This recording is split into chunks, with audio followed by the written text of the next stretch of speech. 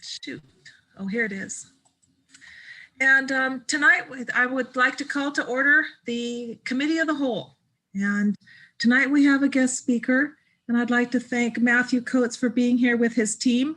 You may recall, not that long ago, we had a workshop session and brainstormed with Matthew, and he's gone off and done some work and is ready to show us some of the results of our feedback. This isn't anything that requires action on behalf of the council, but we just wanted to keep you informed and updated on what our thoughts are starting to look like in terms of a vision on paper. So Matthew, Mr. Coates, thank you for being here, and I will turn the meeting over to whoever is going to let you share your screen.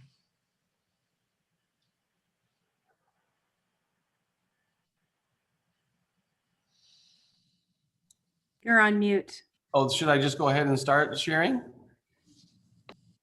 I think so. Okay, I'll just check. Hello, everybody. It's nice to see you all again, as usual. We've made some good progress. We've been working with the steering committee group on the comments and the direction provided at the last session, I think about a month or two ago. Time flies. And we understood that I'm so sorry. The dogs. Would you? Okay, I apologize. The last time we met with you, the direction was essentially, as we understood it, to take the old floor plan and the program of the original design, the one that had the cafe and the kitchen and the exhibit space and the meeting area, and kind of combine that with the newer massing concept, the structural design of the newer one, simply because that one actually cost less and it also had been further developed. And so we've combined those two things together over the past month or so, and we're excited to show you the progress and kind of bring you up to speed on where we are and what that looks like once we've got those two things together. So I will go ahead and share my screen then. Let me see one sec. Is everyone's seeing what I'm seeing? Excellent, excellent. Thank you all. So this is the site plan. Just to reorient you, I know most of you have seen this before, but the Wishkaw's over here with the bridge, and so I believe you know, downtown is downtown is the left. This is F Street right here with the highway running through here. So that's our building, and the site plan hasn't really necessarily changed that much because the footprint is fundamentally the same. It really occupies essentially the same kind of footprint as it always has, you know, staying within the boundaries there of the site of the setbacks. And here's the fun part. This is where we took kind of the old idea and put it into this new plan. And so I'll just start here at the vestibule. There's a vestibule here. This would be the main entrance off of F Street. And there's a little vestibule that can be, you know, locked for after hours if necessary. And then once you come in, we actually, as a part of the gift shop, this was one thing that came up recently as a suggestion, which was, wouldn't it be great to have a little information kiosk like right there when you walk in, so that people can, you know, whether we put someone there for DNR or just information about the community, you know, depending on what they come in for, whether it's I want a coffee or I'm here for an event or I need to use the bathroom or I'm meeting with so-and-so from the county, whatever that might be. This is a great spot for that. And so there would be a little desk and an information kiosk right inside the door, actually essentially part of the gift shop here. And then as you come in the door here, this open space is still thought of as being the main event space and exhibit space. So if there was the desire to show some historical artifacts with the historical museum, this is where that could happen. It could exhibit all kinds of different things in here, and we've incorporated some large doors right here so that if we want to bring that big old fire truck in here, we can do that as well, and other exhibits, you know, because there might be a need for that. And then over on this side, In the back, this has always been and probably always will be the loading and storage area. We've got a big mechanical room that's going to be absolutely necessary for this large of a building. We've got this loading area, which is going to be important for stocking things, being able to move things in and out of the building. And then this is the kitchen. So we talked about having a commercial kitchen that could be rented out perhaps by community members who, might have a small businesses, or they have a food truck and they want to, I think the health code requires them to have an association with a commercial kitchen. So, your community members could have a food truck that's connected to this kitchen. There's been talk about working with the college as well. So we've got room for that kitchen right back here. There's a serving area up front. And then this whole area here can be used for seating. And the idea is that it would be very flexible. So most of the seating in that area would be movable, so that if you did have a big event, that seating could be moved out of the way, put into the storage area, and you could, have an event in this whole lower floor for the most part. One suggestion, I don't recall who made it, but it was a great idea, is to open this up, this cafe, and actually have some outdoor seating. So we're kind of showing like a bifold door system that would open up wide, like on those summer days, when you just, want that indoor-outdoor connection, where this could open up and have a bunch of outdoor seating here, which I think is a fantastic, fantastic idea. That area is going to get a lot of sun in the summer. Could be really nice. And on the other side of the wing here, and I wanted to point out both sides here, we brought back that idea of these panels, and these are large. I think they're about 10 feet tall and about, I want to say 6 feet wide, something like that. And they're big CLT, cross-laminated timber panels that can rotate and either close the space off. So if you want to have this whole space closed off, or it can open up and have the whole space feel open and connected, because those are going to be pretty wide openings when those panels are open. Excuse me. And we laid this out with seating just to see, like, in the event that you had a large gathering of people and wanted to do a food service or a sit down gathering, how many people could we fit in here? I believe the number is 184 people just in this space alone, not including this area. So if you wanted to do a gathering of people, you can fit 184 in here, assuming that the stage would fold down. There's going to be a retractable stage that would fold down. And I would assume at that type of an event, you would want the stage to be there. So we didn't show tables in that area, but obviously if you didn't need the stage, you could put even more tables. And then in the right side wing here, we've got storage, because those tables and chairs have to go somewhere. Then a mechanical room for this whole wing of the building as well. Does anyone have questions about the first floor before I move on? I can't see everyone, so please speak up if you have a question. Matthew, Otherwise, this is Liz. oh yes, please. Hi. Hi.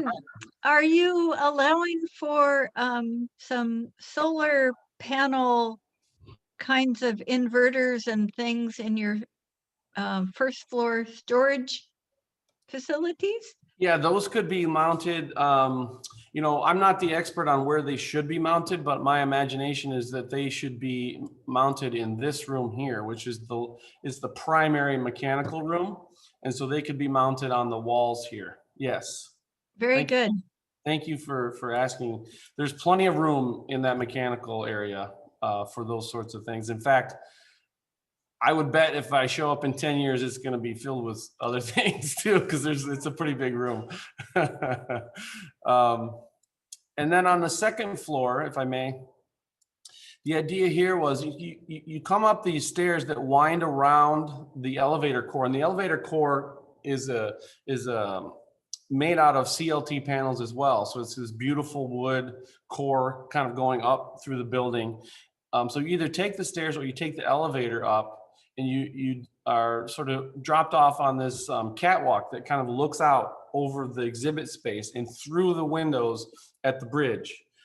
I personally think it's going to be a fantastic view and very dramatic experience to come up here.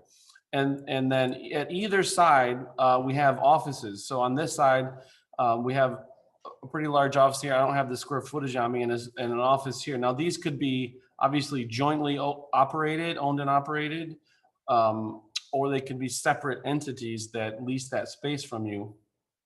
And then there's a kind of a common workroom that would have your printers and your paper storage and all that kind of stuff, along with restrooms within that vestibule as well. And then on the other side, the south side here, there's a large office floor plate, and we've left it flexible. It wasn't really part of our scope to like lay out the office, but depending on who the tenant is, you know, either they'll have someone lay out their space. We're happy to help if they're interested to have us do it. But one way or another, that'll get laid out with, you know, the furniture and potentially even partition walls, however they want to see that done. Same with the other space. And then as a group, we were thinking, wouldn't it be great if this was a large conference room that could be rented out? Or, you know, I don't know if you want to rent it or just have it available to community members, but I thought that was a great idea. I think that might have been the mayor's idea, is to kind of do that. And then because we had a little smaller, and we moved the toilet room over here to make this a nice big rectangle. And I think we decided you could get like 20 or 30 people in there. If you like, a couple dozen people could attend a big meeting there. If you had one or two big conference tables, you know, and you'd have a display area, you could have projection capabilities and all that. So that's kind of where we ended up in terms of the program. And then I'll run. Are there any questions before I carry on? This is Liz again. I had one more Yeah. question about the first floor. The kitchen, sure. it's not easy to see the detail, but Yeah, well, in fairness, we haven't designed the kitchen yet. So okay. honestly, that's going to be a kitchen consultant. I'm not an I mean, I've designed a lot of kitchens, but there is, I should say, Liz, there is a kitchen consultant on the team who will lay this out with all the equipment. You know, they're experts in this. They can do it in their sleep. So Awesome. they'll be helping. They'll be helping with that. Yeah. I was missing the coolers. Sure. Yeah, we're just at this early stage where we're kind of seeking approval on the general layout. But I assure you you're going to see more detail as we go through the project. Thank you. Sure. Thank you. So I'll go ahead and I'll just kind of go through the drawings. So these are the elevations of the building. This is the front. You see this whole facade is a timber storefront. We're hoping that we can, there's been talk of possibly working with Sierra Pacific on a maybe an in-kind donation or some kind of discount for sponsorship. That's not really my purview, but they have an excellent wood or timber storefront system. So we're kind of designing around that as a potential scenario for how this would look, but it would be essentially all glass. It could be really dramatic. And then these are the other elevations. So this is the west and the south elevation here. And I think this probably what helps tell the story the best is this section, because you can really see like how the spaces will be shaped, right? Especially these office spaces, and how the structure is going to be designed with these, they're essentially called bar joists. I think they're like a hybrid wood and metal system, and they're actually pretty attractive. They're really effective, cost effective, and they lend, I think, an interesting texture to the building. And we did a few quick renderings. Now these aren't, photo quality. We haven't done everything we can, but I wanted to show you something about how that space might look. So this is an approximation, if you will, of how the exhibit space of the big gathering space, the big meeting room, on the I guess it's the west side. This is an example of what that might look like. And way up there is the stage. So you can see it's a pretty good sized room. It's a pretty good sized room. And these are those panels that will rotate. And we still have these windows here, and I definitely think that we should, if you decide it's appropriate, consider some blackout screens that would come down and in case there was a projection or a performance or something going on in there. And here's a rendering of the main space, so the big exhibit space in the middle, and you can see, I guess we got the same guy. He's kind of pouting. Sorry about that. That's really funny.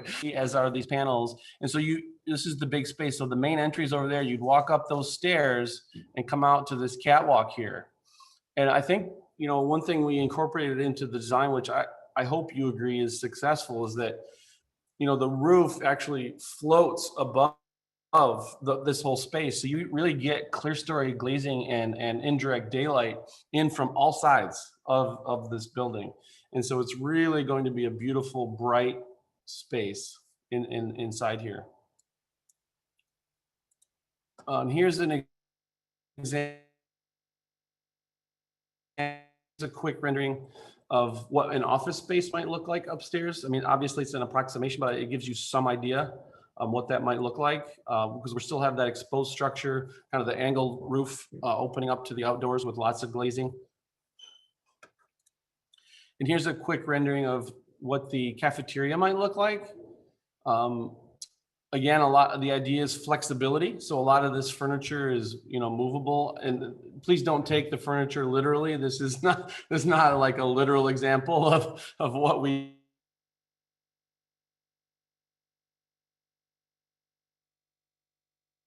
3D capabilities, but we'll find chairs that have backs and that are comfortable. We're not going to put it's just an approximation of kind of what that space looks like. This is the entry to the kitchen. Back,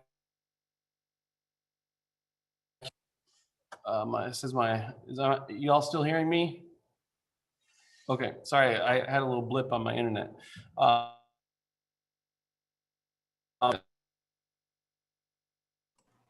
it's breaking up a little bit.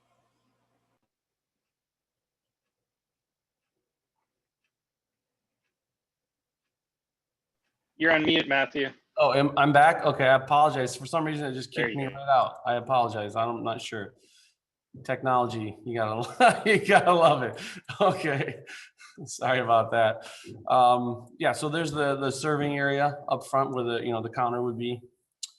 And we did a quick rendering also of the outside kind of. So this is that area outside the cafeteria. So those are those doors right there that could really like open up. And then we showed some cafe tables and things like that. And there's going to be this cool stairway that comes down. We need that stairway for egress if it's a code requirement, but I think it can actually be a pretty cool feature as well. And then I don't know if you all remember, but this is part of our drainage plan. So we actually take the rainwater through this trough and bring it out into the plaza, and it'll trickle down through this trough into a little rain garden thing here. And that's what this is. It's sculptural, but the idea is that it actually is kind of a feature. When it's raining, you'll see this water kind of trickling down there. And that's actually on both sides. You have that same thing on the other side as well. And here's I think this is the last view. We just want to give you an idea. There was this idea to use kind of the local glass. God, forgive me, I forgot the name of it. The local glass company. Opal Art Glass. Yeah. Thank you. We really, and I think it's totally appropriate that every effort is made to use local business, to the extent allowable and appropriate. Artisans, craftspeople, builders, whoever, the community can put to work. It would be a fantastic example of the talent in your community in Aberdeen and in Grays Harbor. And so we just wanted to show a little reference to that. This is an image of the stairway that goes up to the catwalk. And so you're looking north in this view from the catwalk. And so right down there where that lady is, that is the main entrance and the information area right there. So that's the that's the update. I apologize. My voice is a little hoarse, so I apologize if I don't sound quite as normal. I'm getting over it, but anyhow, that's what we have for you tonight. I would love to answer any questions you have. I've got Bob and Hutch here as well. If anybody has questions, I hope that you see some real progress here and that you're pleased with the result. Matthew, this is Liz again, and I'm rather delighted by everything I see. This is really sweet. Thank you. Oh, thank you. Um, I'm so glad to hear that. So I think it was the image of the eating area, the cafeteria. It looked like there were these floating, there's the ceiling and then there's these floating sort of joists underneath. What's that about? So those are they're not quite accurate to what reality is. They're called Hutch, right? They're called bar joists, aren't they? Called bar joists. They're hybrid. So there's wood up on the bottom, and then there's wood on the top, and then there's this thin metal pieces in between, and they're really cost effective. I want to see if I can actually find an image. I don't know if I can. Do you guys? I'm trying to think of an example, like a building around there. It's really it's not just pieces of wood floating in the air. There's going to be these crosses. That's actually what you're looking at is a truss. I got it. Right.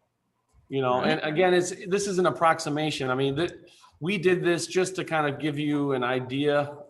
These are quick renderings.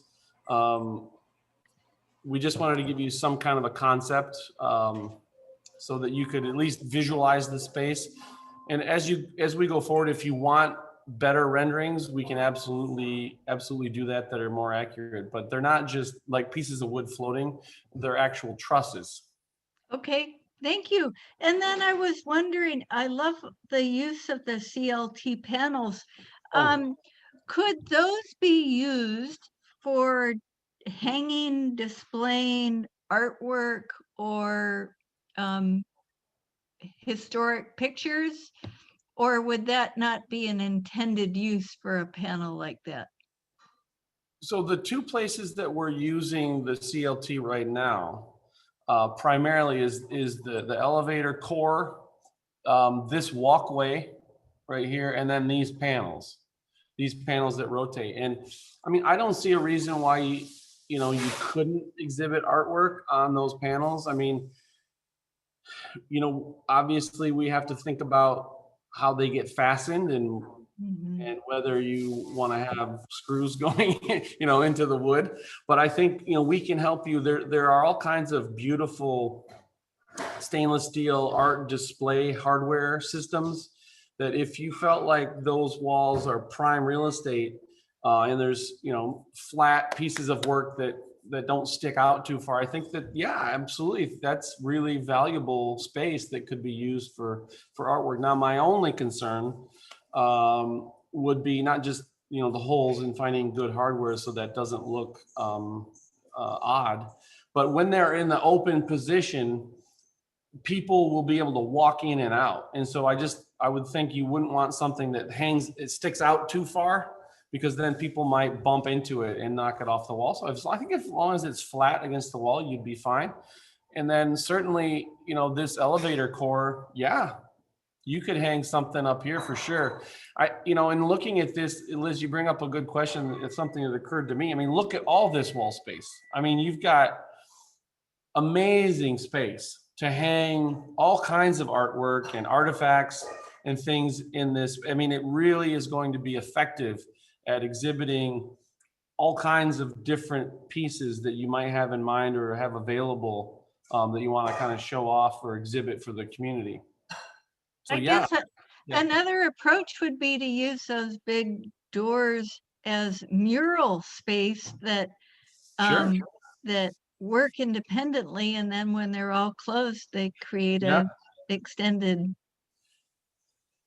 thing. Yeah, that's certainly. I mean, I love the idea of you know, I think we talked about whether, I think Aberdeen does not have a public art program, but, you know, for this building, it might be a neat idea if you feel so inclined to engage in a public art competition for those types of things in this building, because there are so many opportunities to integrate art into this building and the landscape, not just in the building, Yeah. but the whole site is just ripe with opportunity for your local artists.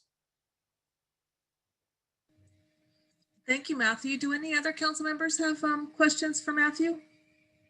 I was going to ask about when you're talking about the artistic possibility. As much as I love the 1980s computer beige, the possibilities there. You're right, and art spaces that can be easily transferred rather than made permanent, and all of that. But is let's see, I was going to ask you about the collection of rain, and you kind of answered that. But those doors that swivel, does that have a way of acoustically sealing that room as well? I mean, it's not soundproof, obviously. You're not going to make a studio out of it, but I noticed in some of the meeting rooms that I've been to in some places in the state, when they close those doors, you can hear whatever everybody's doing in all the other rooms anyway. Yeah. Yeah, that's a really good question. I don't envision that it's going to be some hugely acoustically separate. I mean, it's going to make a huge difference, but it's not going to be like you can't hear what's going on. I mean, the reality is there's going to be probably a 1/4 inch to 1/2 inch gap between those panels. Now, if council decides that that's important and wants to give us direction to figure that out, we'll figure it out. I can assure you that we can figure that out. But looking at this, this is a, man, look what we got here kind of thing. You know, this is amazing. I'm really impressed. Oh, thank you, sir. I appreciate that. I wanted to say too, I just love it. You guys have done a fantastic job with thank you. with the suggestions and ideas that we put forth. So. Oh, thank you so much. That's what we're striving for. So I'm glad to hear that. Just like to echo what Councilmember Ross said, this is a much better rendering than what we saw previously, and really fits with, you know, what I had initially seen and could support. So bravo, great job. Thank you, sir. I really appreciate that. Mr. Gordon? Yes, the one thing I'm curious about, have we talked to the fire department about if these doors that close should be a fire door or anything for a safety corridor for people leaving the building? I'd like to be that on board also. Yes, sir. There are standard fire codes for assembly spaces, and if I can share the screen, and Bob, I would love if you would chime in if I say something. Bob up there is our code expert in our office, so I rely on him. But this is considered an assembly space, and my understanding of the quantity of people in here, we need essentially 2 exits, and this is one exit, and then this door right here is the other exit out this way. That's right. The pivoting doors are not a required exit. Yeah, I hope that makes sense. Okay, thank you, sir. So we're super excited. Oh, Liz has a question. Matthew, so Yes. involving local artists and talent is a fabulous thing for us to do, but what's the critical timing in all of that? Well, actually, maybe that's not a question for Matthew so much as that's a question that has been, discussed. Earlier this year, the city council did give approval for a project manager, and the funding we got from the state allows for that. And so that was actually going to be one of the next steps we talked about, is how are we going to bring someone on who is going to work with us to bring all of these different ideas and pieces together. And so Lisa Scott is working on an RFP that will come to us to review to make sure that whatever charge we give this person meets our vision of how we want them to help us pull all these different pieces together. Because when we had our workshop, you remember, we had all kinds of questions about who's going to go in there, what's going to look like, what's everybody's role, and how do we bring in different businesses in the region and really celebrate Grays Harbor. And so that is something that is a next step, Councilwoman Ellis. And so in short order, we will be seeing a draft RFP from Lisa Scott on what we want this person to do for us. And one of the things that we learned in the past was that we really, we've learned the hard way what we don't want it to look like. And so this next time we really are committed to making sure the council understands what this person is being asked to do, and that we involve our downtown partners and our, and the region. And so we're working on that. And that is something the council asked us to do a few months ago, and it's starting to come to fruition now that Matthew has taken all of our ideas. We feel a little more comfortable on taking that next step. Super, thank you very much. Did I answer that right, Lisa? Yes, you did. In fact, I was going to mention it. We're going to look to bring that draft forward at the next council meeting on the 10th.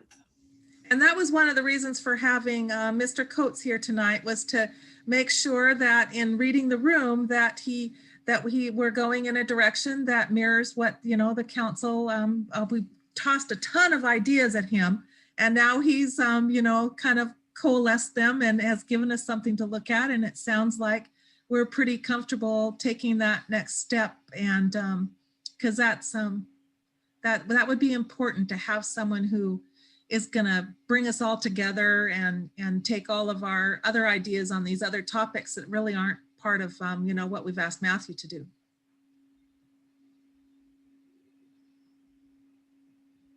Does anyone have any other questions for Matthew Coates or his team? Well, seeing none, thank you, Matthew, for making time on a Wednesday evening to come and share your work with us. It's really important, and we're just happy to get to know you better and keep going on this project. Thank you, likewise. And I know I've really enjoyed the meetings I've had with the steering committee, and it's been a true collaboration, and I appreciate your enthusiasm and your involvement. It really actually helps us to have your input, and we're super excited and honored to be helping you with this project. Thank you. Thank you. Well, unless council members have anything else for Matthew, I'm going to continue with our agenda. And next on our agenda is we usually hear from our department heads. And let me find my space here. Our first department head would be our Community Development Director, Lisa Scott. Thank you, Council President Shaw, Mayor and City Council. So I know every council meeting I get on here and say how extremely busy we are, and I know you hear that every month or every couple weeks, and it gets. I'd like to try to put some context behind that, and I shared with the Finance Committee tonight that as of this morning, we're sitting at 254 building permits that we have done so far since the first of the year. Those are extremely high numbers for our department. We're seeing the numbers similar to what we'd see in late spring and early summer. So it has been crazy busy with new commercial, remodel commercial, new residential, remodel residential.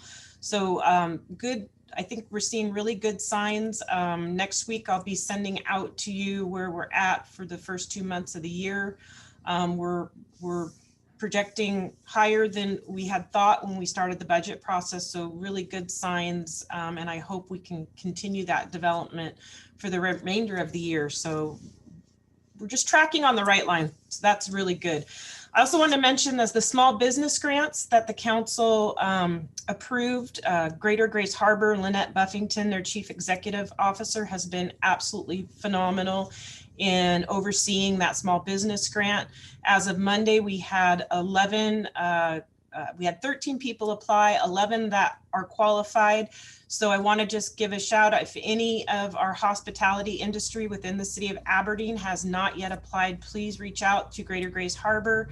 The application link is also on the city's website, but we do have some money left for that.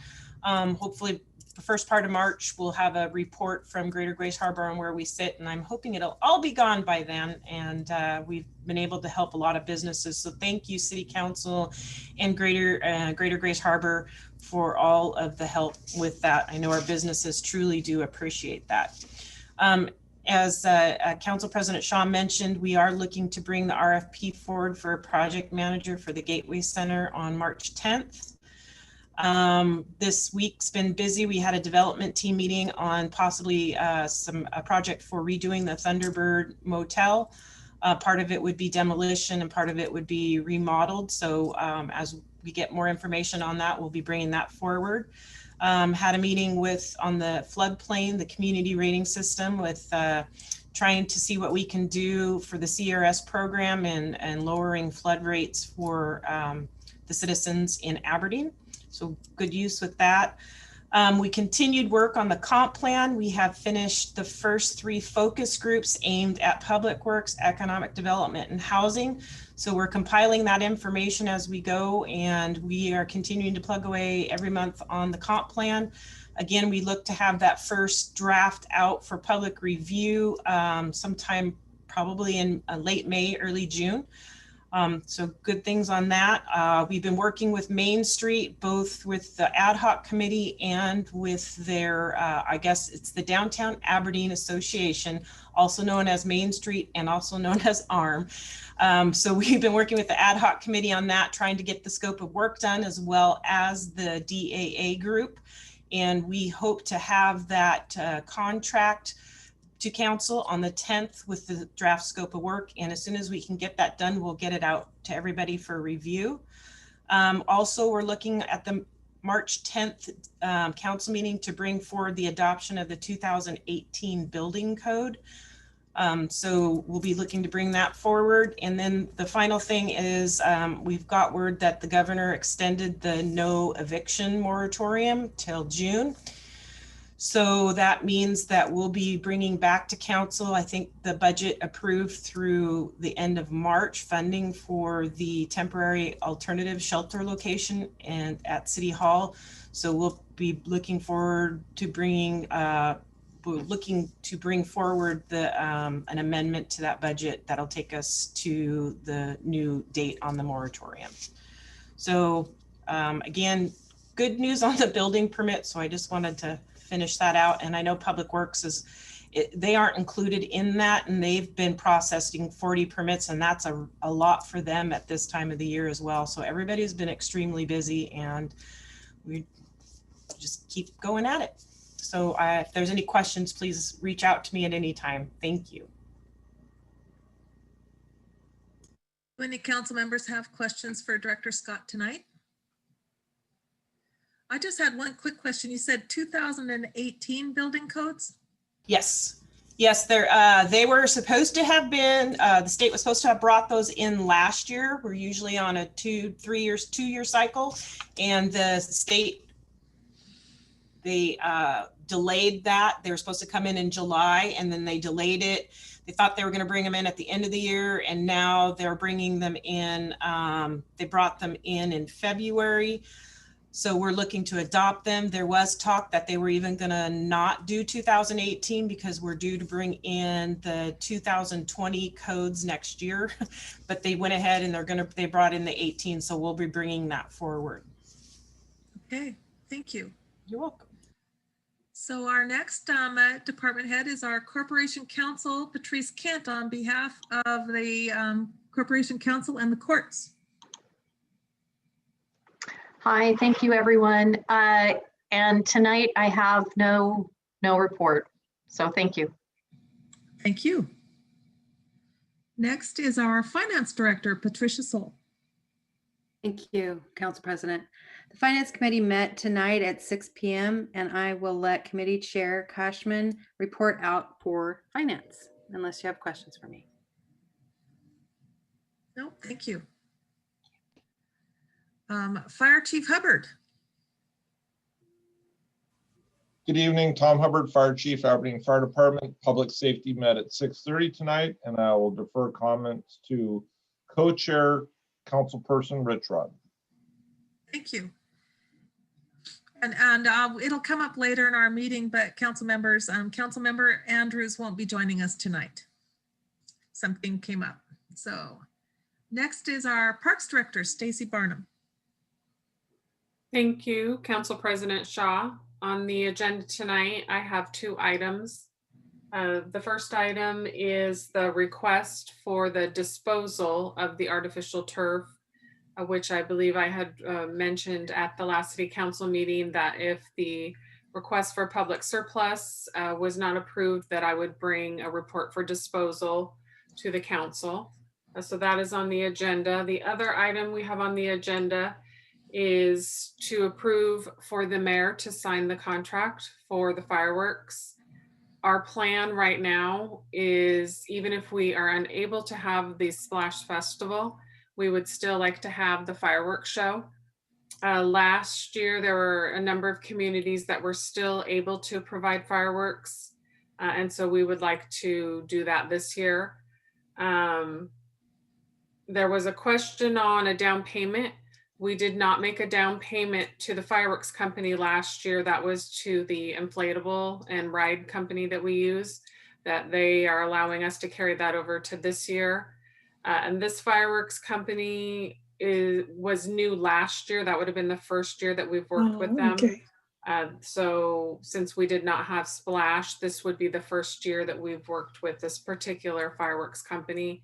The company that we had worked with a number of years before that is no longer in business.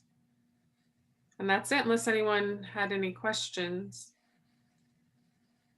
Councilmember Ellis. Director Barnum, did you happen to look into laser light shows as an option for this coming year? Mm-mm. Is there a company in particular or a show somewhere in particular that you've seen?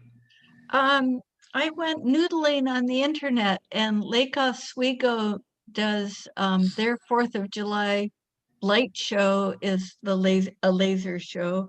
I don't know who does it, but I guess I would start with the Port of Grays Harbor and find out who they had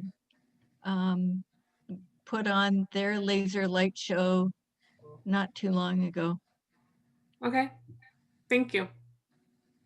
Obviously, we're catch up from last year, but so with this particular company, but that's an intriguing idea. Councilmember Kennedy. Thank you. I just had a quick question. If Splash is unable to happen, would the location of the fireworks display change so that it would be more visible to residents, so that they might not have to congregate in one area and be that close together? As of right now, the plan is not to move the location. There are some setback requirements for fire code for a display of this size. What we would encourage people to do is stay in their vehicles. And so we would do a synchronized music display, so that if you turned on your radio in your car, you could hear the music as the fireworks show is going off, as a way to try to encourage people to stay in their vehicles. But that's a good suggestion, looking for an alternate location.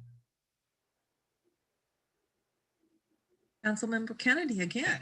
One other thing, since you're going to do music, not just radio, have you looked into maybe doing a internet stream, so that, if somebody, wanted to stream it on their phone or some other device over the internet, they could stream the music portion that way rather than trying to tune in via radio? No, that's a good idea. And I'm not sure, that might be something that We work with the local radio stations to broadcast. Maybe they could do a live stream on the internet. That's a good idea. I'll make a note of that. Thank you. Anyone else have any questions? Oh, Councilmember Ellis. I was wanting to know with the turf, artificial turf, is it possible to put that on pallets and maybe get it under cover for a few weeks so it can dry out and then we won't be paying to dispose of water and I don't even want to think about trying to do that. Mm. It takes a very large piece of equipment just to pick one up. And then we'd have, yeah, I understand what you're trying to accomplish, but that's a pretty big undertaking. Well, and the other thing that I would say is that the whole reason we're disposing of it properly is we don't want all that runoff. Yeah. Is tarping it an option?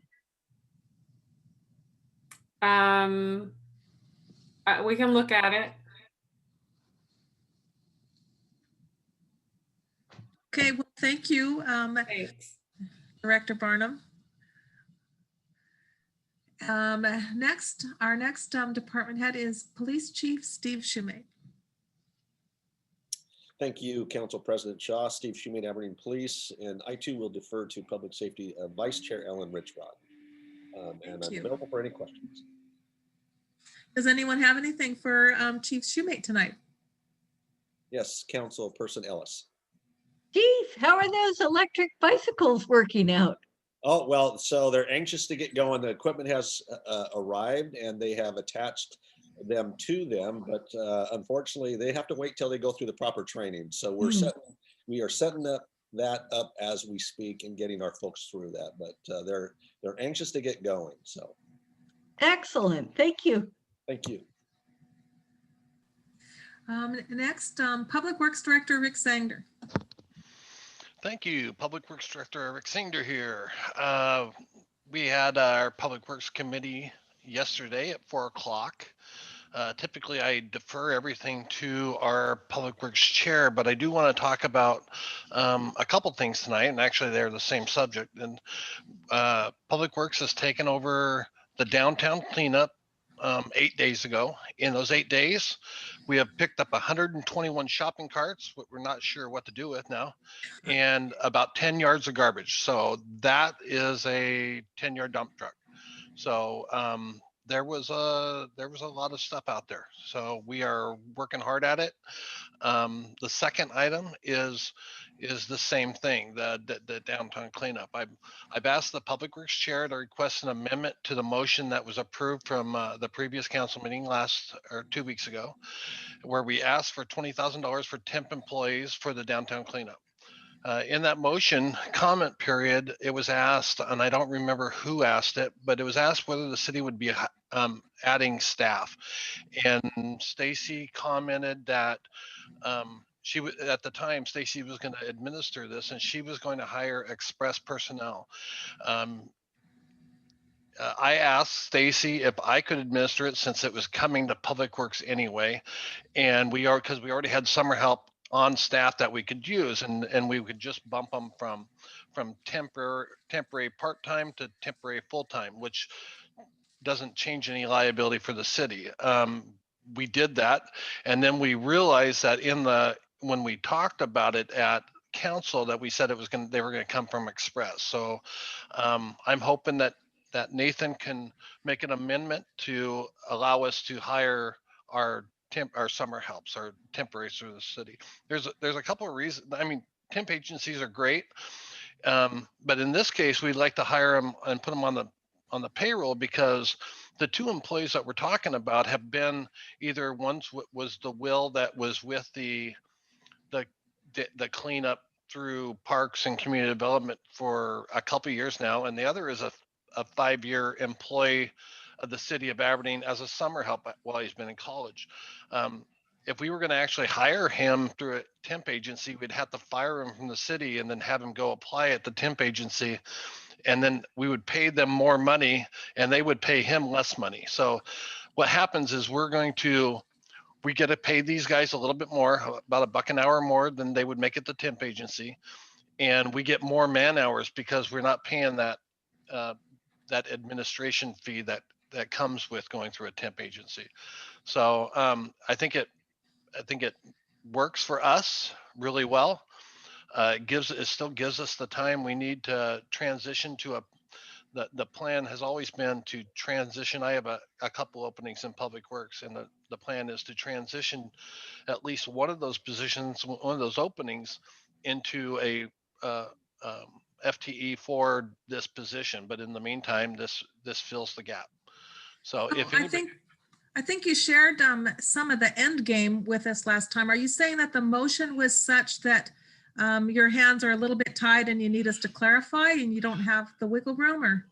Well, the concern that came forward was that in the motion to asking for the 20,000 supplemental budget, it was stated that we were going to hire through Express Personnel or another temp agency. And as it turns out, we'd rather hire them and put them on the city payroll and get, we have a history with these two kids, and we know what we're getting. We know they're good employees, and we know they're, the temp agency is really a good option if we don't know what we're getting. So we just are trying to get a clarification so that what we've done is following what we've asked for. Okay. Do any council members have questions for Director Sanger? Well, thank you. We appreciate you coming back for clarification. Oh, Councilmember Ellis. Thank you. I had to practice my wave. Sorry.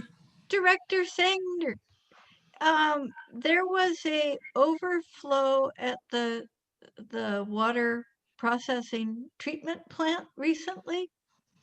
And Yes, I just wonder, how often does something like that happen? And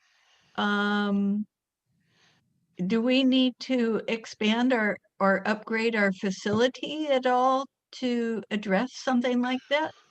Yeah. I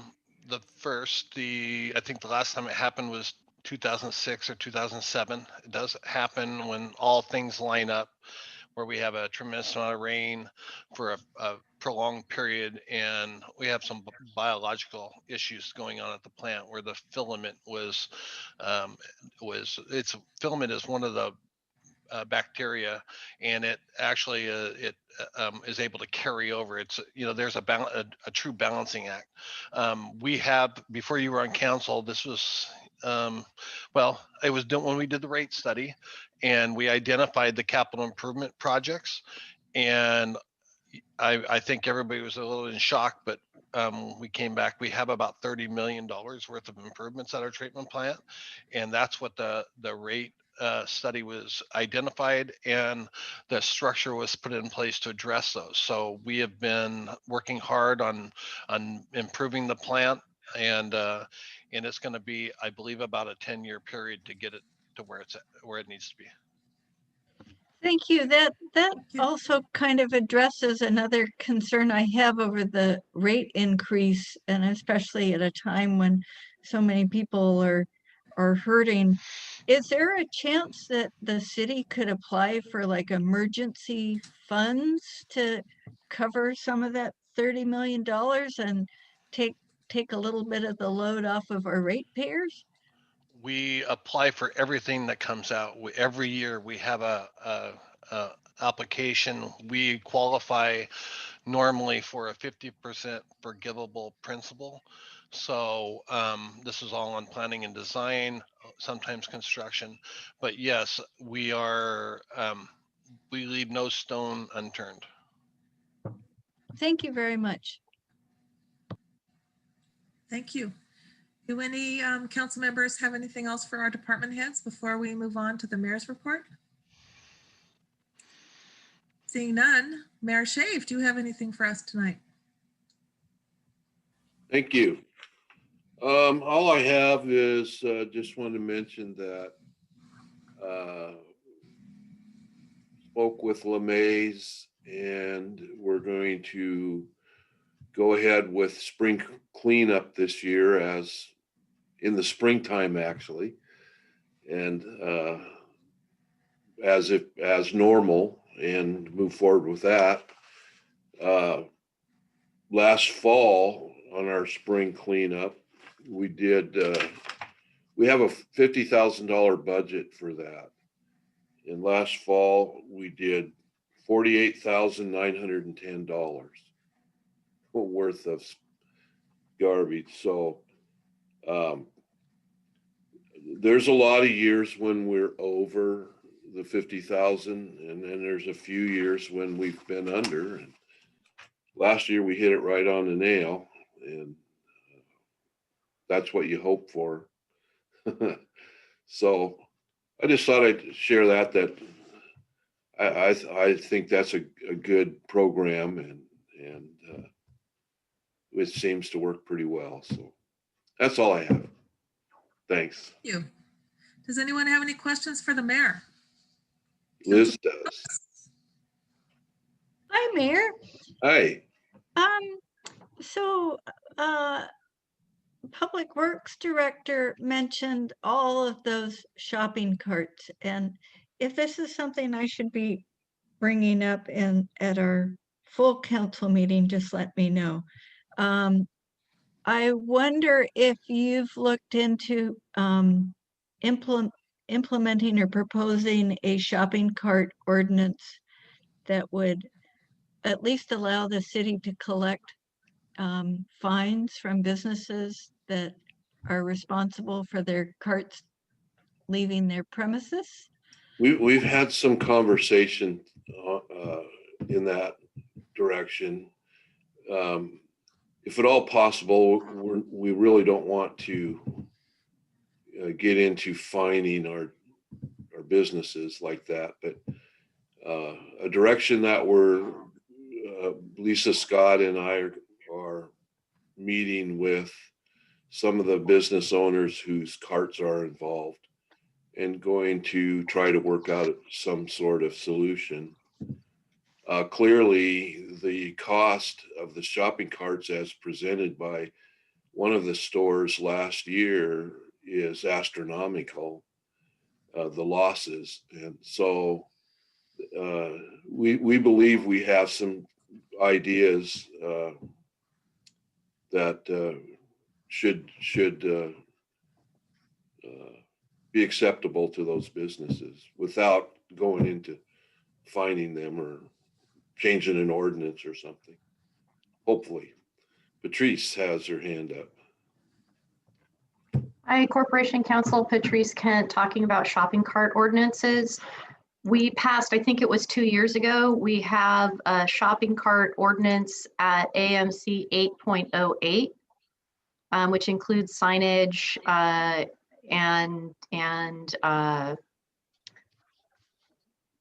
shopping carts that are off-site, and it does include some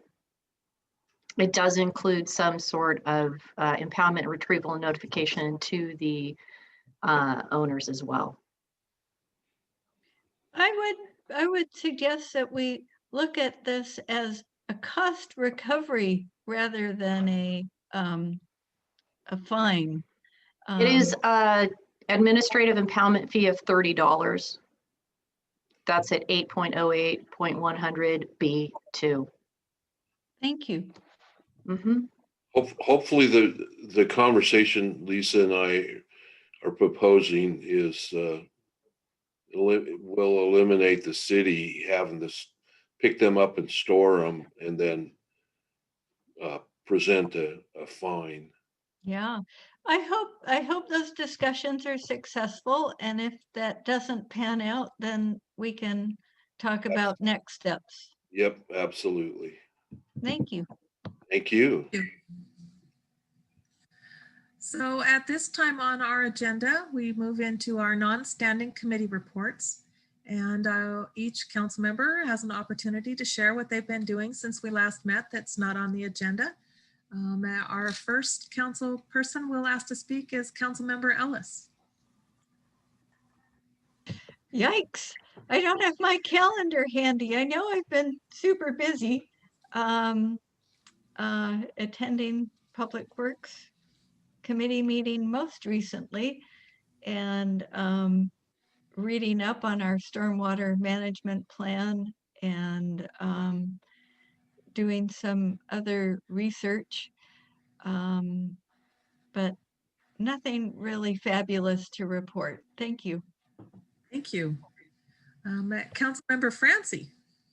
Oh, I have nothing to report this week. Thank you. Councilmember Gordon.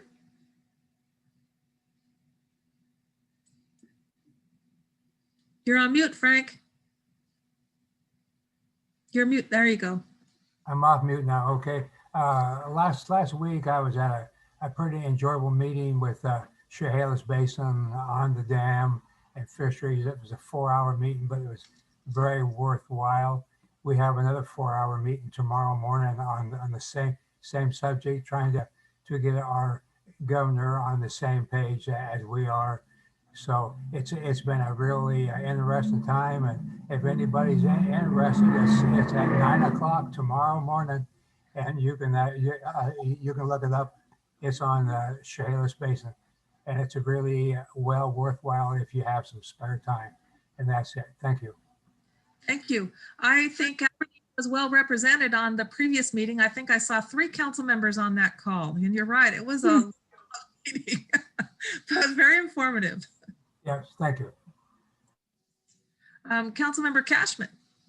Good evening. I attended the Southwest Washington Regional Transportation Planning Organization meeting that took place via Zoom on February 17th. It was largely a BAU meeting. However, they did do some prioritization for some public transit projects, and a few of the projects did impact Grays Harbor, including Grays Harbor Transit, sustaining some existing fixed and demand routes, and some bus replacements, and I believe some van replacements for CAP as well. So it's nice to see some projects for Grays Harbor continuing to be prioritized for us.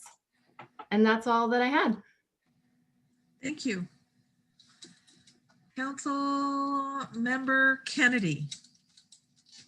Good evening. Thank you very much. Unfortunately, I had a conflict with the Grays Harbor Historical Seaport Board meeting the other night, but that conflict was actually a really good and productive meeting with our little ad hoc group to talk about the DAA and Main Street projects and getting that stuff going. So it was well worth missing it, and I hope to get together with their board of directors, Brandy Bednarik, and get a report for you for the next meeting. That's all. Thank you.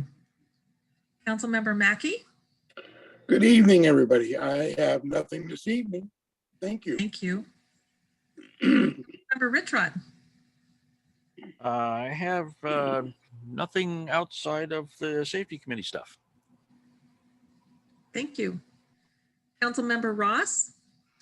Yes, thank you. I attended the board meeting for Downtown Aberdeen Association last Thursday morning, and a couple of things that we discussed or learned.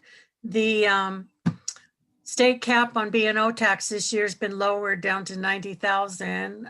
Last year it was 133,000, so that will directly impact some of our funding options. We've been working on some Main Street education for board members, and there's a lot of opportunities there, which I think are very beneficial. The executive director has submitted the reports, which we all saw earlier, I think last month, to the state association and also to city. And he's been consulting with several different groups for future business opportunities in our downtown area. We're wrapping up the February promotional for the local businesses. We had 24 businesses participate in the Hearts program, and they'll be drawing prizes for that on Saturday. They're also every couple of weeks doing a spotlight on business and social media which I think is a great opportunity for people to learn about businesses they might not know very much about. And we're looking forward to getting together with the Aberdeen Police Department and taking a picture of those new bicycles. We're very excited about that. And that's it for me. Thank you. Councilmember Short. I have nothing this evening. Thank you. Thank you. So with that, I think that concludes our committee of the whole, and I will adjourn committee of the whole and turn it over to the mayor for the council meeting. Thank you. This is Mayor Shave, and it is Wednesday, February 24th, 2021 at 8:20 p.m. And I call this meeting to order. Public comment period is included during the Zoom video meetings. The public was notified that if they wish to speak during the meeting, an email be sent to Patricia Soul, City Clerk, and indicate if they would like to speak or have a clerk read their comment. If they desire to comment live, they will be called on during the meeting and allowed to speak for 3 minutes. Written comments be provided before the meeting have been provided to city council members and will be read into the record up to the current 3 minutes. Ms. Soul, would you do roll call, please? Councilmember Andrews. Councilmember Ellis. Yes, here. Councilmember Francie. Here. Councilmember Gordon. Here. Councilmember Cashman. Here. Councilmember Kennedy.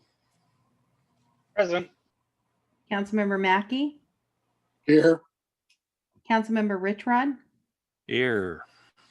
Councilmember Ross. Here. Councilmember Shaw. Here. Councilmember Short. Here. Mayor Shave. Here. All present excepting Councilmember Andrews. Thank you. Mayor Shave, I would like to excuse Councilmember Andrews. Second. Second. Motion is made and seconded to excuse Councilmember Andrews. Is there any discussion? Seeing none, all in favor, say aye. Aye. Hey. Any opposed? Councilmember Andrews is excused. Mayor Shave, Council President Shaw, you have the floor. I would move that we approve the minutes of the previous meeting. Second. Motion was made and seconded to approve the minutes of the previous meeting. Any discussion? Seeing none, all in favor say aye. Aye. Hey. Any opposed? The motion carries. Do we have any additions or deletions? Seeing none, moving on to public comment. Mayor Shave, Yes. just a point of order. I want to make sure we follow up on Director Sanger's suggestion that we amend a previous motion. Should that be an addition or deletion, or can we just do that? Let's, Nathan. I spoke with Corporation Counsel Patrice Kent earlier today, and we decided that it would be better to do that when I do the committee chair report for Public Works. Thank you. I just wanted to make sure. Thank you, Deanne. Okay.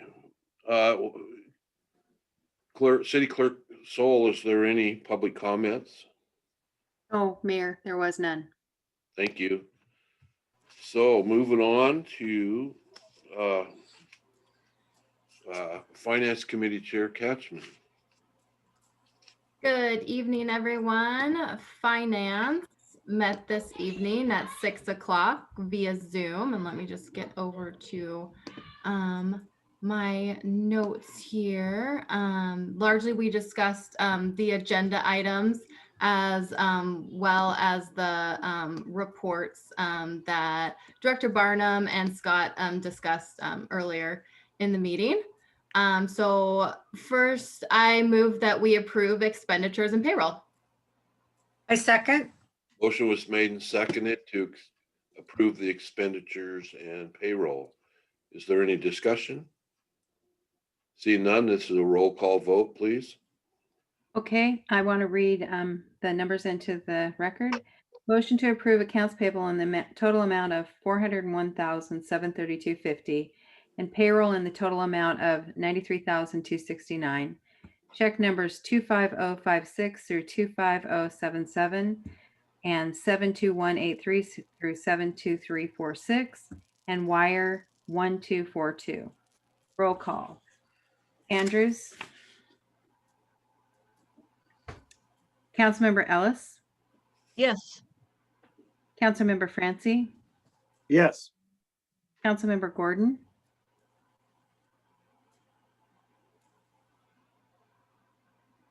You're muted, Frank. Yes, sorry. Councilmember Cashman. Yes. Councilmember Kennedy. Yes. Councilmember Mackey. Yes. Councilmember Richrod. Yes. Councilmember Ross. Yes. Councilmember Shaw. Yes. Councilmember Short.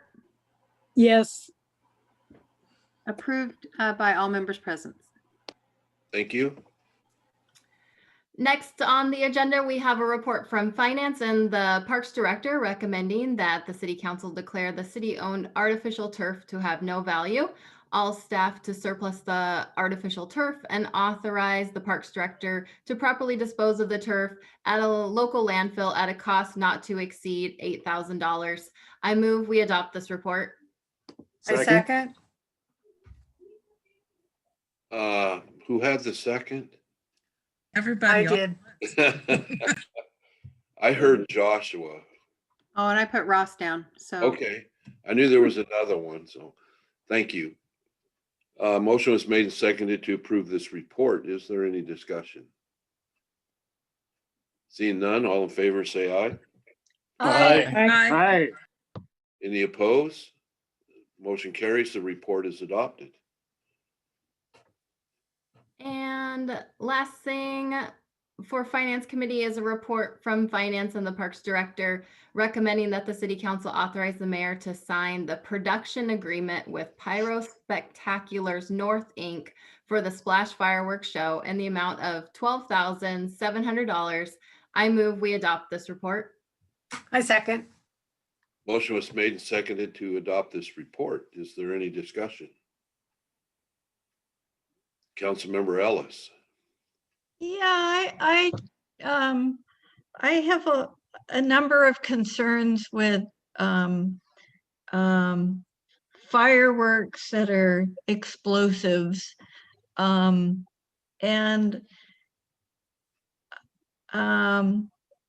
know a lot of people and animals suffer stress from the noise late at night. There's a vast amount of litter associated with that. This contract requires that the city pick up a lot of the cleanup. And I would just like us to look into perhaps a laser light show as an alternative to fireworks for 2022. Okay, thank you. Any other comments? Seeing none, all in favor of this report, say aye. Aye. Aye. Any opposed? Motion carries. This report is adopted. That is all from the Finance Committee tonight, Mayor. Thank you, Committee Chair Gatchman. Committee Chair report from Public Works, Nathan Kennedy. Good evening. Public Works met yesterday via Zoom and at 4 o'clock. And as usual, we had a lot of really good discussion, even though we only have a couple of items on the agenda tonight. We had some really good discussion about the downtown cleanup and how that's been going, as well as our agenda items and a couple of new bits of business that we'll hopefully see some action on in the future. So moving on, the first thing I would like to do, as Rick Sanger brought up, I would like to move to amend The February 10th motion for authorization for up to $20,000 for 2 temporary workers through Express Professionals administered by Parks Department for downtown cleanup to substitute hiring through City of Aberdeen temporary employees administered by Public Works Department. Second. Motion was made and seconded to adopt this amendment. Is there any discussion? Under discussion, Nathan? So one thing that we did speak about, Patrice and I, was that the purpose of this is to reflect in-house executive responsibilities and to reduce the administrative costs while meeting the intent related to cost and temporary position. No addition to full-time permanent positions with the city as a result of this amendment. So there's not going to be, any more full-time positions right now. So this is just changing the way that we're doing it a little bit. Also, I think it's actually a cost savings overall. Yeah, and the fact that we get to use people that are already there and know what they're going to do, it's like, I think it's a golden opportunity. Very good, thank you. Any other discussion? Hearing none, all in favor of the motion, say aye. Aye. Any opposed? The motion carries. So okay, that should cover that. So yes. Okay, so moving on, we have a public hearing. So this is the date set for public hearing on the annual project plan for the 2021 Stormwater Management Plan. I move that we open the public hearing. Oh. Second. Motion was made, seconded to open the public hearing. Is there any discussion? Hearing none, all in favor say aye. Aye. Any opposed? Aye. The motion carries. Public hearing is open. Was there any correspondence on the public hearing? No. Okay, thank you. I would like to make a motion to close the public hearing. Oh, Oh, right, Liz, you had something. may I make a comment? Part of the public. Okay, thank Actually, you. I think first I need to retract my motion, right? Because I just made a motion to close it. So I retract my motion to close the public hearing. Thank you. I just wanted to comment that our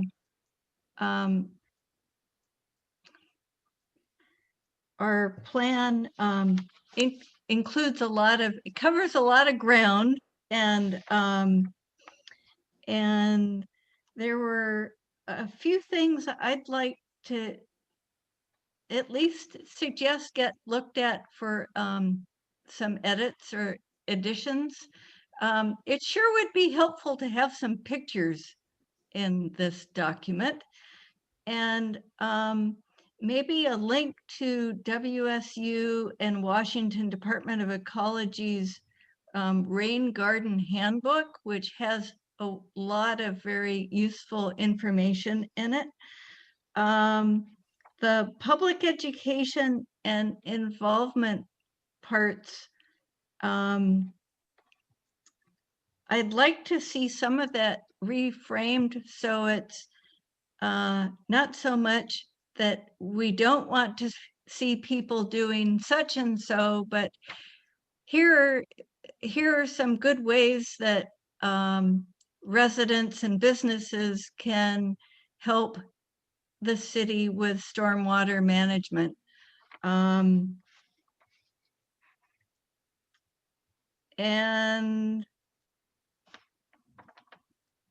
I think what I'll do is I'll type up these notes and send them directly to Public Works.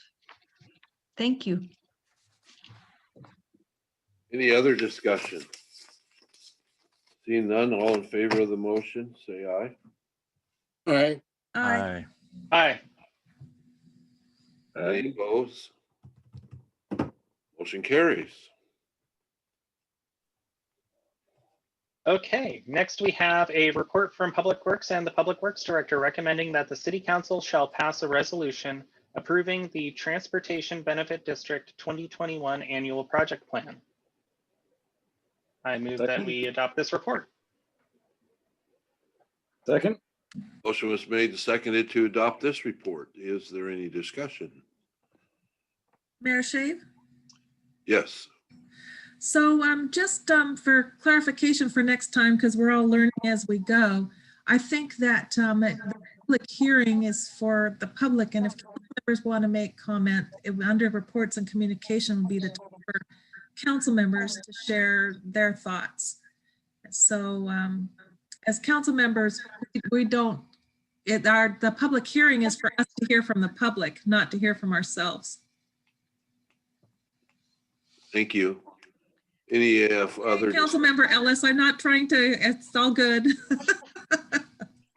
May I ask for some clarification? So I should have brought that up while we were before the council meeting formally started, when we were at as a committee of the whole.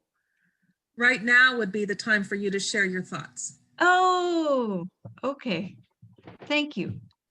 Patrice has a comment, so that might clarify something here. Right, thank you very much, Mayor Shave, Council President Shaw, and Council Member Ellis. So yes, the purpose of the public hearing is for the members of the public.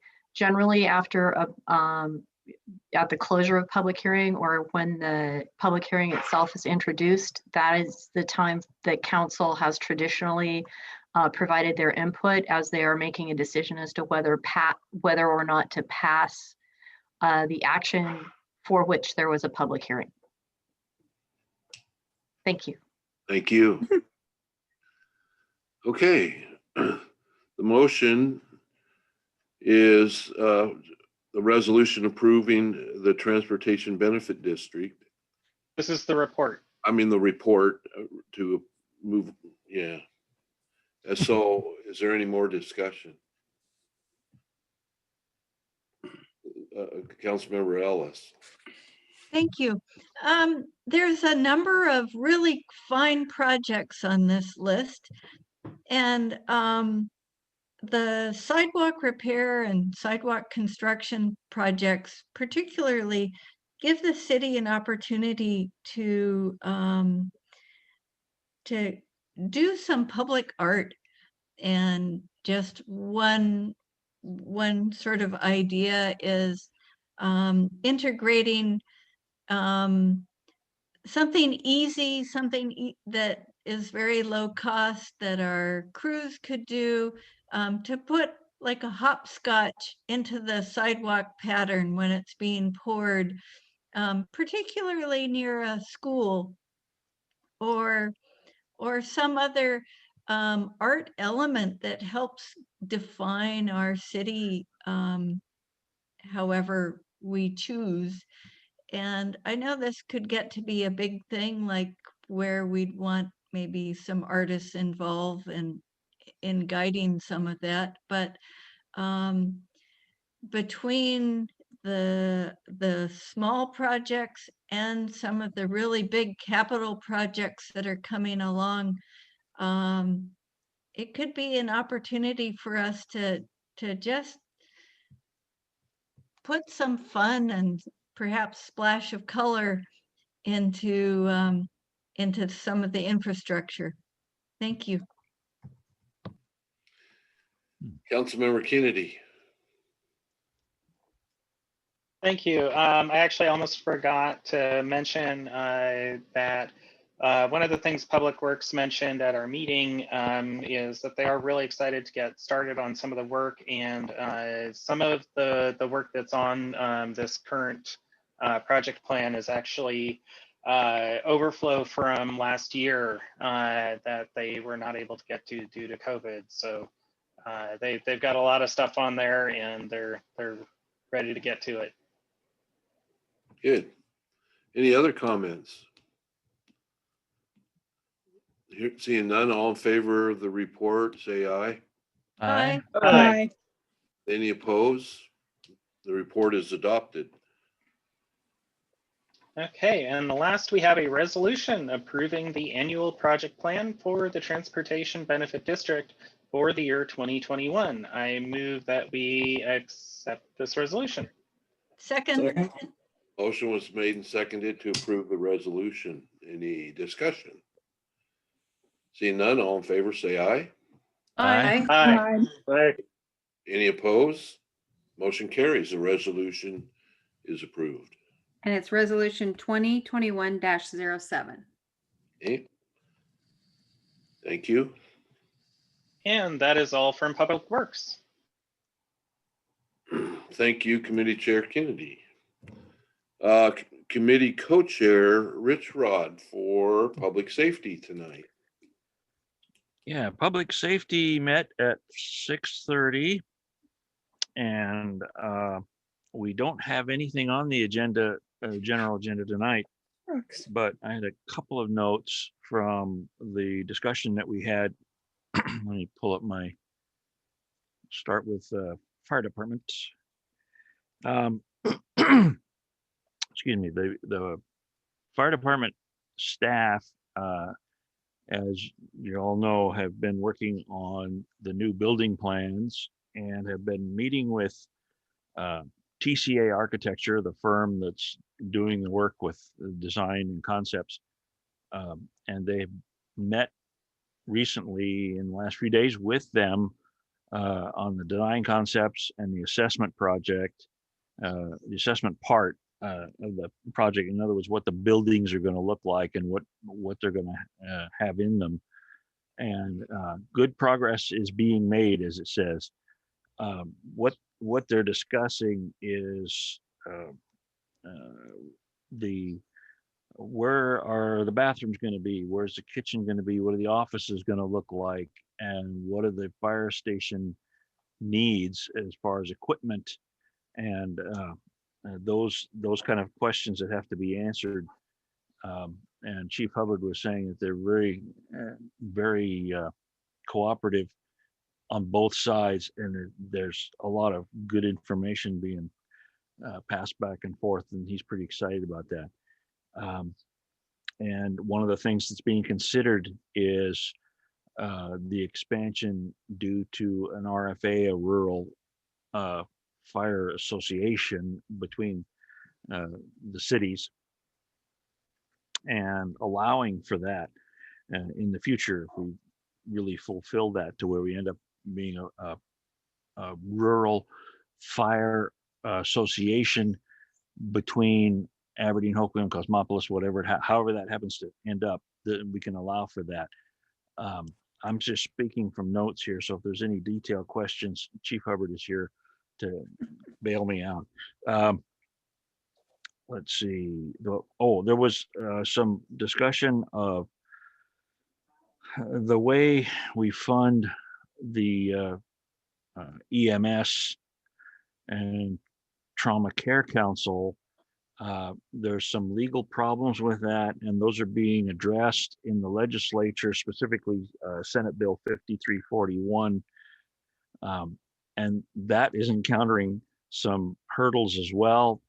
And that, of course, has to be funded, and they're working that out. And if there's any questions from council on that, I'm going to pass off to Chief Hubbard to answer those. But my sense of it was that the hurdles are being met with some other hurdles, and they're going to get over it. But we can't possibly afford to lose the EMS authority, that we can't lose the funding for that. Let's see. Oh, and we talked about, I'm going to be putting some of this up on my news page on Facebook as well, but we talked about the problems with getting COVID vaccines to everybody that needs them. And a lot of that stems from the lack of vaccines that we have. The county health department told me that I believe last month they had, I think it was like 1,700 or 1,900 doses, followed up the next month with 400, which is not nearly enough. And now that we have a new vaccine, apparently passing tests from Johnson & Johnson's, a single shot vaccine that is proving in the high 90 percentile effective rate, that is going to help some. But I want to, if the public is listening, the number is 360-591-1876. That's the COVID hotline to the county health department if you have questions. Margot Short and I are both on the list. I think we're 1B, I think it was, Yeah. right after healthcare workers. We're still waiting, but there is information sometimes floating around on Facebook to just pull up there at the port or wherever they're doing it and just ask to be vaccinated, and it doesn't really work that way. The chief was saying that there was a situation in Thurston County where it's kind of just willy-nilly and there is no organization behind it, and it's really fallen apart. And we're doing a pretty good job with the limited resources that we have. And there's a bunch of volunteers that are working their hearts out to try to get people on the list notified as to when their appointments will be. And the state was also, I noticed the state was sending out emails. I got one saying you're approved for your vaccination. That doesn't mean anything. That's not the way the county's working. Has anybody noticed the city electronic sign out and about with that phone number on it? I've noticed that it's kind of all over town. Yeah. We needed to give one of our electronic signs a good workout, and so I called and asked if we could put these numbers on it and move it around town, and Public Works was very happy to do that, and it's working out real well. So yeah, it's kind of hard to miss it. You'll find it somewhere. Let's see. And as far as the police notes were pretty extensive. There's a whole bunch of stuff going on, but the feasibility study for essentially the new police station is scheduled on, let's see, the 1st with Matthew Coates and his firm. They will be discussing what shape the new police facility is going to be. Well, it's criminal justice facilities. What shape that's going to be taking soon. Essentially, it's similar to what the fire stations are doing, but this is going to be the police station. And the police department put in several grants, one for LiDAR and speed measuring equipment, and that went through. Unfortunately, they didn't get any grants for the trailers like the mayor was just talking about. There's speed trailers. You see them in Montesano and other cities, and we didn't get that, but we're going to try again. One thing I did want to mention was we had a good discussion with Chief Shumate about police reform bills. There's let's see, 1, 2, 3, 4 in the legislature right now, and there is concern that though some of the let me switch back. Some of the reasons for some of these police reform and law enforcement reform bills are justified. His concern that a lot of it comes from national scope, which is true, and some of it comes from, for example, out of the big cities, Seattle and Tacoma, and these are going to be statewide legislative bills. So what may be necessary in the city of Seattle may not work at all in the rural areas like Grays Harbor. And these are wending their way through committee. They're not laws yet. So he and his team have been working very closely with legislators to make sure that this one size fits all approach either gets modified so that that's not what happens, or that the one size really does fit. And they're working really hard with that. And I very much appreciate the work that they put into this.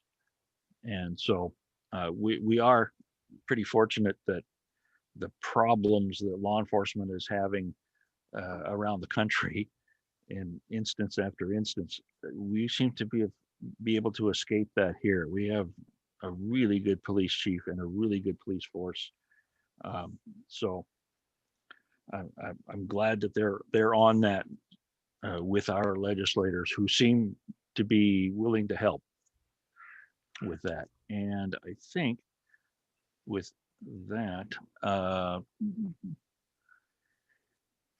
that's pretty much it. We don't have anything on the agenda, as I say, so that's pretty much it. Okay, thank you. Special agenda items, Council President Shaw. Thank you, Marshave. We do have some special agenda items tonight. First is a report from personnel and the mayor recommending that the City Council adopt the recommendation of hiring Debbie Mills as the new Human Resources Director, effective immediately. I move we adopt this report. Second. Motion was made and seconded to adopt this report. Is there any discussion? Seeing none. Discussion, I'd like to invite the mayor to share some information with us about the new finance director. Yes. No. Human Resources Director. Oh, I'm Yes. sorry. Patricia, don't get up off the floor. The first thing I'd like to do is read her cover letter, because it gives a ton of information in that, and then I'll go on from there. But she says, I'm writing to express my interest in serving as the Human Resources Director of the City of Aberdeen. As you review my resume, you will see that my current and prior human resources positions in the public sector have provided me the necessary experience to be successful as the Human Resources Director for the City of Aberdeen. Being a human resources generalist requires a comprehensive understanding of a wide range of subject matter areas. My background encompasses, I can't make my lips move right. My background encompasses a wide range of human resource functions, including recruitment and selection, onboarding, classification and comprehension, labor relations, grievances, performance management, policy development, wellness, safety, workers' compensation, leave administration, discipline, benefits administration, supervisory responsibilities, budget, coordination of investigations, and serving as a civil service chief examiner or secretary for police and fire. I have worked with Washington City's Insurance Authority, Association of Washington Cities, AWC Retro Rating Program, Public Safety Testing, and past member of AWC's Employee Benefit Advisory Committee. The reason I am mentioning this is working with all of these agencies will help me hit the ground running should I be selected. In addition to my experience above, I have great people skills that give me the ability to work collaboratively with all levels of employees,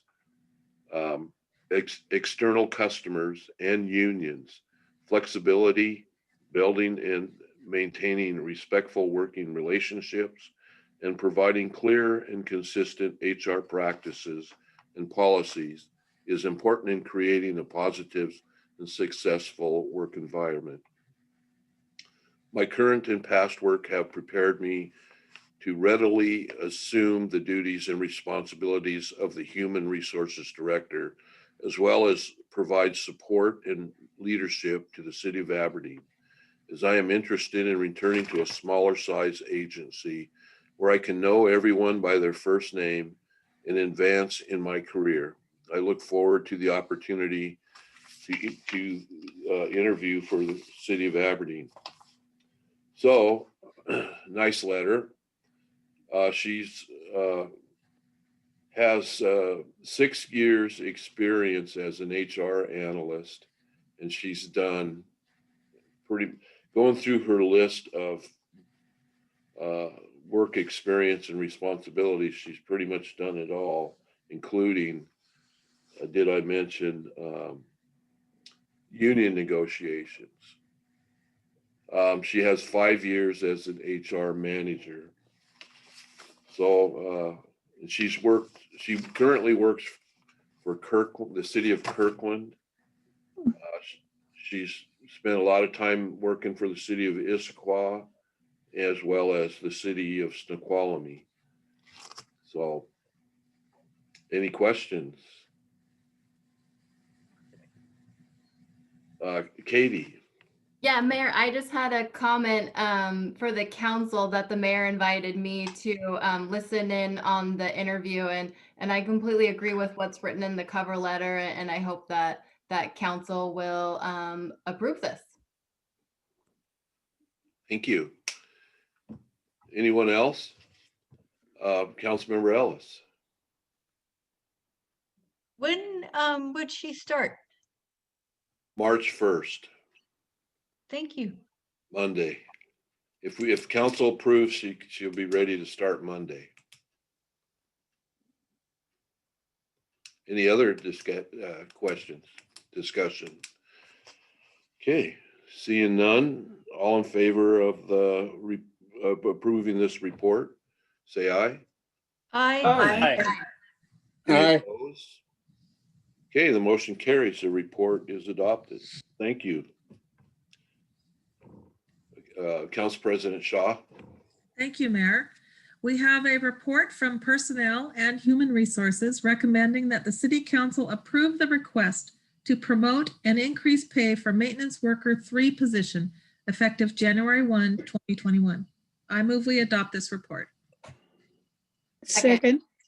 Motion was made and seconded to adopt this report. Is there any discussion? Seeing none, all in favor say aye. Aye. Aye. Any opposed? The motion carries. Okay, Council President Shaw. We have a third special agenda item. This has been on our agenda a couple of times. This will probably be our last time seeing it in this form. But for those who are listening, this report is offered as information only and no action is recommended. On January 25th, 2021, David Haviland, representing Ward 1, Position 1, resigned via email effective immediately. Under city and state law, the city council members are charged with replacing a vacancy in the council. All interested voters from Ward 1 should provide letters of interest along with a resume to Mayor Shave by Friday, March 5th, 2021, to allow city council to review and make a selection for a qualified person to fill the vacancy. Okay, thank you. So that would conclude special agenda items. Next. Okay. Under appointments, I would like to appoint Katie Catchman to the Park Board.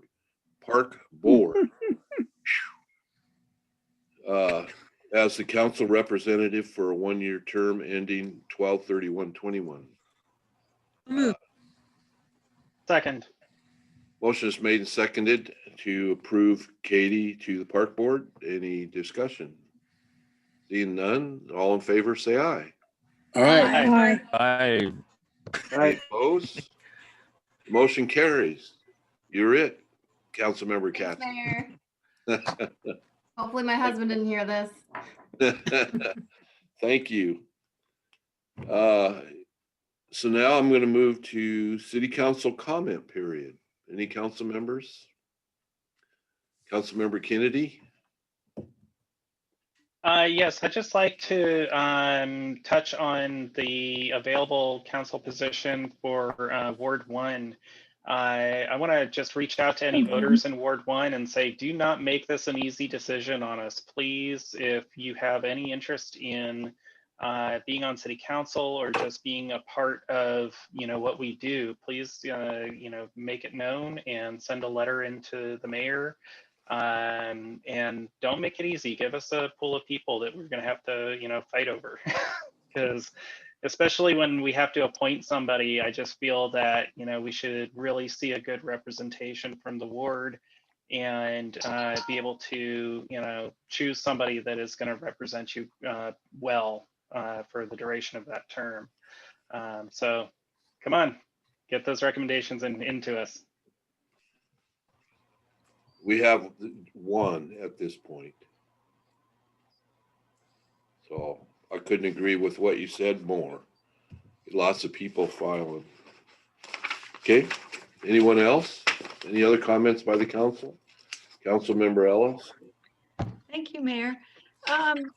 In reading through the surface water management plan, it got me thinking that we have a lot of new projects happening in Aberdeen, and I would hope that especially those public projects that are in the works, like police and fire, and perhaps the Gateway Center, could incorporate elements of landscaping that really serve to give people a visual of this is what can be done in a way that creates a really beautiful spot that's low maintenance and helps to capture surface water and clean water and do a number of helpful things. So I just wanted to bring that up, and it was a beautiful day for gardening. And so I was outside in my garden today looking at, oh, maybe I'll pull up some of this lawn that's turning to moss anyway and plant perennials here and just do away with more high maintenance lawn and have less mowing to do this coming summer. So we can all help out in our own ways at whatever levels. Thank you. Thank you. I noticed the lawn is not wasting any time, starting to grow already too. Councilmember Gordon. Can you hear me or am I on mute? Yep. You're good. Okay, hey, the biggest thing I like to ask is I see most of the people downtown still wearing a mask. Don't give up on your shot. Call the phone number that's on this truck you see scattered all over and make sure you're on the list. It won't automatically get you a shot, but it'll get you on the list. They will notify you when it's your turn. But please, if everybody does their part, we'll be able to have a normal fall. And so, but if a whole bunch of us, especially some of you young men, want to be macho and not wear one, you're not just hurting yourself, you're hurting all of us. So please, please, please, please. Thank you. Thank you. The best way to proceed to get your shot is to go online and fill out their application. That's the preferred way. The phone number that we're giving out is for anybody, but it's the reason we're doing it is because there were a number of people contacted us that said they weren't able to use the online system for whatever their reason. And so we decided to just get the phone number out there a little bit for them to help in that case. So anybody else?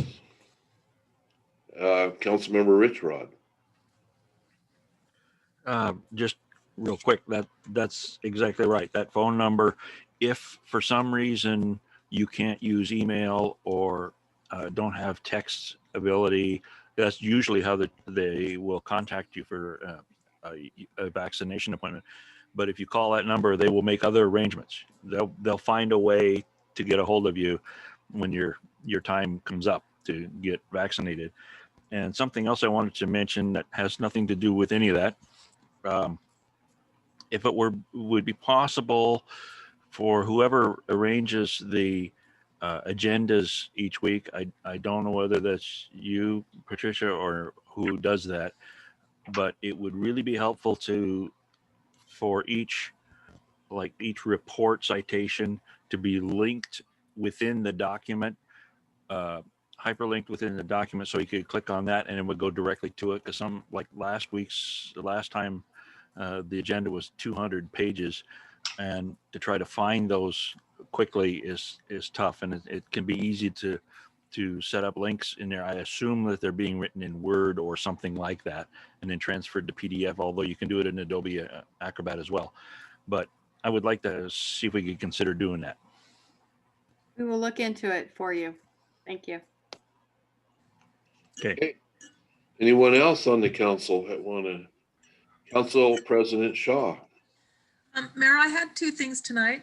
The first thing is a request. I was wondering if you would share with the council the vacancies for appointments that you have, so that if anybody is interested in any of those, I could let you know, because I know there's several unfilled positions that we certainly don't want to give up our influence, our seat on any of these local boards and committees. So if you could just share with us what all you're trying to fill, that might help us get there quicker. I'll look into that right away this week. And the other thing that I wanted to bring up tonight is, you're going to love this, a request for another workshop.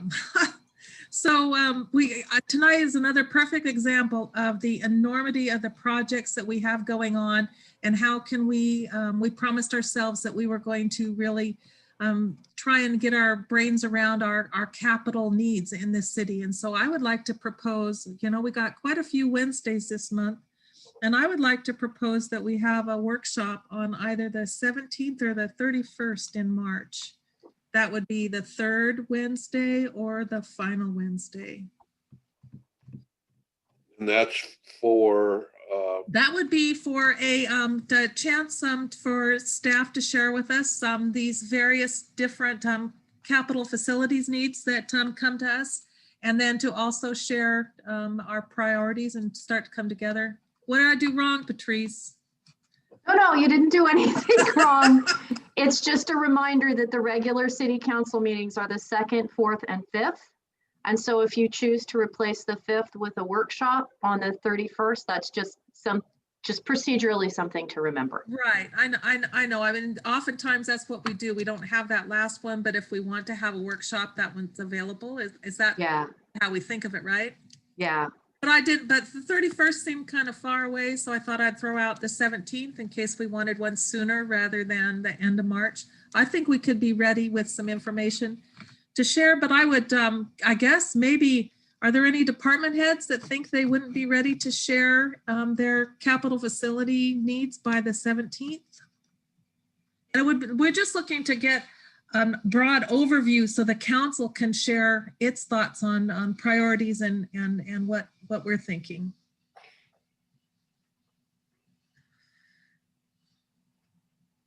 Chief Shoemaker. Thank you, Council President Shaw. Yeah, so as you know, Chief Hubbard has come back to the council for additional funding for his process. And I do believe Director Scott had made mention that the police department at some point would be coming back as well. So I think by then we certainly could be in a position to provide some additional information on that. What we're going through right now, as Councilman Richrod made mention, is really that phase 1 of evaluating our facility. While I think it needs to be replaced, we certainly want the experts to say, okay, it does need to be replaced, or perhaps it doesn't need to be replaced. And then if it does, that's what that phase 1 does. It gives us an assessment of what our current facility is. And then phase 2 would be diving into the, okay, then what do we do? Where do we do it? And then what does that look like? And so I think between now and then, we certainly can provide more information. And as Councilman Rich Rod made mention, all next week is the meetings that we have with Coates Design. So I think the 17th, we'll certainly have more information. Okay. Thank you for that, because I know we approved the RFPs to go out and get all this information and on everything, but it's still not too soon for the council to have a really good picture of the overall need citywide. Stacy.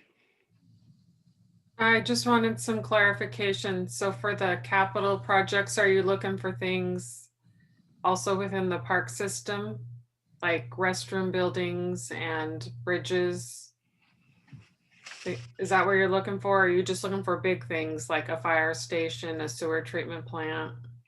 Well, let's we can certainly we can schedule the meeting and then maybe talk more about what that looks like as we prepare information for the council. But I think anything that is a capital need, we need to have the whole picture. Thank you. So I'm not seeing any disagreement. So I think then let's have a workshop on the 17th. If our clerk could help us set that up, that would be terrific. I will get it set up. Okay.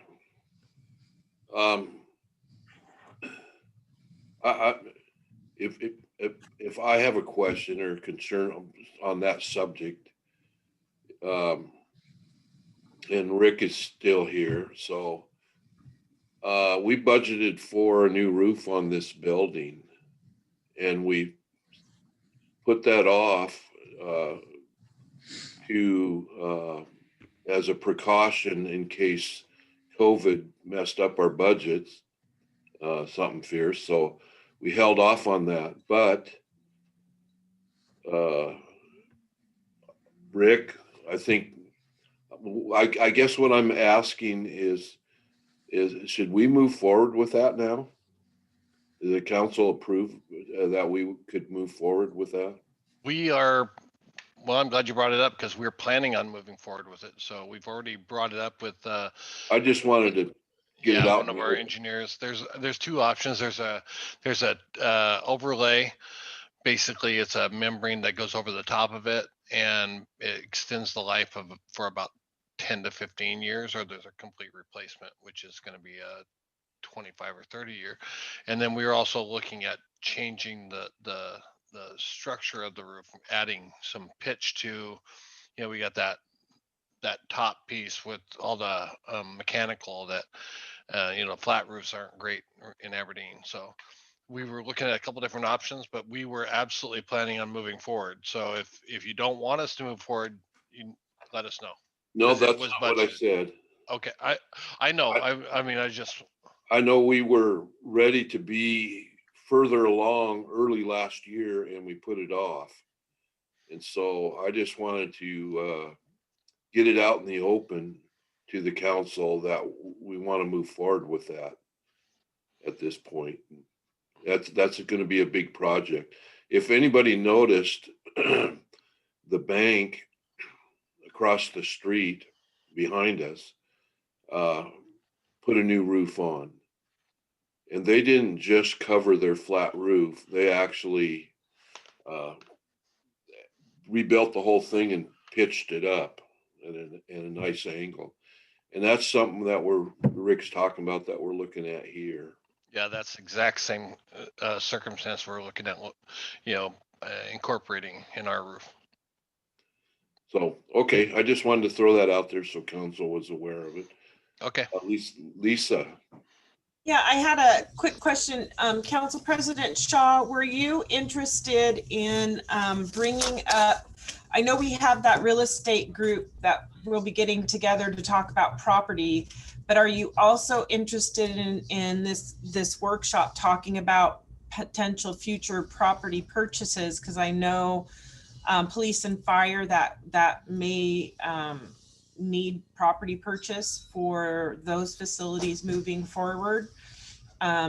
and some other lines like that. Would you rather not have that come before this workshop and come through a real estate transaction, or do you want it all discussed here? Well, our real estate is our process for declaring property surplus, I thought.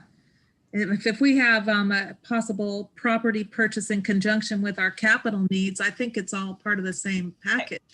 The other, that committee is for of all, you know, what's surplus process, right? Surplus, and I believe we threw purchase in there as well. Oh, did we? Yeah.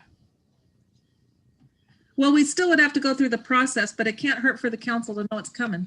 Okay, I just want to know what to be prepared with on that, so thank you. And I, obviously, that's the reason for the workshop. We don't know. We're winging it. Anybody else? Nathan, you had your hand up. That's right. Yeah, I was just curious, do we actually need a motion and vote to approve the workshop? I don't think so. I don't think. It's a regular, we have a meeting, but it can't hurt if you want to make a motion, never hurts. Well, I don't think we can have a workshop where we're all meeting together without doing that. Okay. Patrice? Well, you do have to have a motion for a special meeting. And you would also have to have a motion if you are replacing the final regular meeting with a special meeting. And the workshop would be the special meeting. Well, thanks for asking, Councilman Kennedy. I didn't think that we did, so I so move. Second. Motion is made and seconded to have a council workshop on the 17th to discuss facility needs. Is there any comments? Seeing none, all in favor say aye. Aye. Aye. The motion carries. Oh, any opposed? The motion carries. So we will have a council workshop on March 17th. Okay. Thank you, everyone. Anything else from council? Well, I move we adjourn if nobody else has anything to say. Second. Motion was made and seconded to adjourn. If there's no objections, I will adjourn this meeting. Thank you, Good night, everyone. everyone. Thank you, everyone. Good night, Good night, everybody. everybody. Stay healthy.